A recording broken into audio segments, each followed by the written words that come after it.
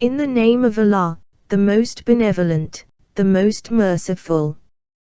Welcome to our channel. We expose lies and false teachings of anti-Ismailis. Today's topic is genocide of Ismailis during Abbasid and Seljuks regime, as confessed by Ibn Jawzi, the Imam of Akbar Khojara and many other anti-Ismailis. The purpose of this video is to expose how those regimes propagate against Ismailis in order to cover up their anti-humanitarian crimes. To present historical facts to our audience. This will lead us to believe Ismailis were always on right path. This video will also challenge the credibility of anti-Ismailis Imam. Accepting his confessions means they follow a terrorist religion. Rejecting his confessions means rejecting their own Imam and his faith. As described in our previous video, Ibn Jawzi used to live from 1116 to 1201 during Al-Mud period in Iraq. He was renowned scholar of Humbli school of thought. He used to serve Abbasi caliphs. He also propagated against the Ismailis. He is believed to have written hundreds of books on topics including exegesis of Quran, Hadith, history and many others. We are going to show you excerpts from two of his Arabic books. Tilbis Say Iblis, translated as Devil's Deception, and Sayd al-Qawtiya, translated as Captured Thoughts. Page references will be on the respective quotes. These books have also been translated in English and Urdu. This video is divided into two parts. Part 2 is also subdivided into 3 sub-parts. Part 1 is about how Ismailis got the Alamut. By war, or through peace. Jawzi says, the first fort of which the Bathinia got possession was one in a Dalemite district called Rudbar. It had belonged to Malik Shah's friend Duma, who when he had been put in charge of it had been suspected of adherence to these people's doctrine. In the year 483, 1090, in the time of Malik Shah, this man sold the fort to them for 1,200 dinars. Its first chieftain was Al-Hasan ibn Sabah. This confession accepts the valuable work of our missionaries who made common people and rulers convinced of truth of Ismaili faith. This confession also confirms the fort was sold and the amount quoted here is 1,200 dinars. The account was settled, without a battle. If you disagree, call your Imam Ibn Jawzi a liar.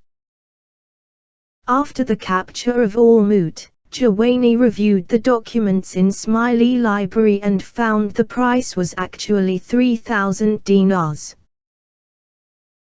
Part 2 is about how Ismailis used to live in that period. Ibn Jawzi is quoting his scholar Ibn Aqil, who addressed the leadership of Ismailis as follows. The utmost that you can attain is a private conversation, or the commander of a fortress, who, if he utter a word, is slain like a dog and is flung away. This is the form of religious freedom anti-Ismailis terrorists generally allow. This is called terrorism. Practical example of this is further illustrated in these words. This is about Sultan Berkyaruk, who conducted massacre of Ismailis. He says Sultan executed a number of them when he had obtained knowledge of their system. The number of persons executed exceeded 300. This 300 is only in one massacre. He further narrates. This led the populace all the more to persecute anyone whom they wished, and it came to pass that any man who harbored a grudge against another would charge him with being an adherent of the doctrine, would arrest him and pillage his goods. This is shameful example of lack of justice and religious freedom which anti-Ismailis are proud of. If you disagree, call you Imam a liar. This subpart is about how the soldiers of Sultan used to be. Ibn Jawzi giving witness of what he saw in his book Saydul Khatir. As for the soldiers of the Sultan, most of them are not only intoxicated by their fanciful desires and worldly pleasures, but also are ignorant and lack knowledge. Thus, neither a sin would make them bothered nor wearing silk or drinking alcohol would ever annoy them.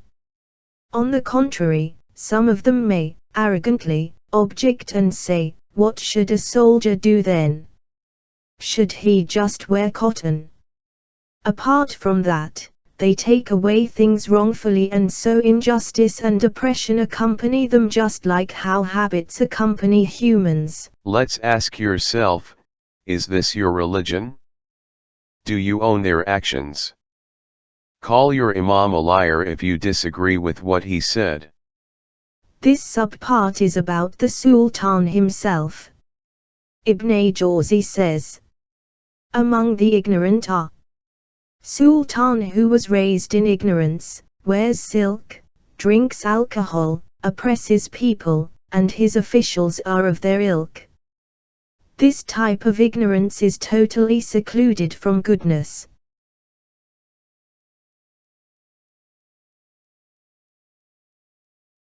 In the light of discussed evidence, those who themselves massacred Ismailis, called Ismailis as assassins. Confessions of Jawzi proves that Ismailis are and were always on right path of Islam. We are not finished here. Keep in touch for other discussion about Ibn Jawzi. But for now, thank you for watching. We will be releasing more videos on him. Salawat please.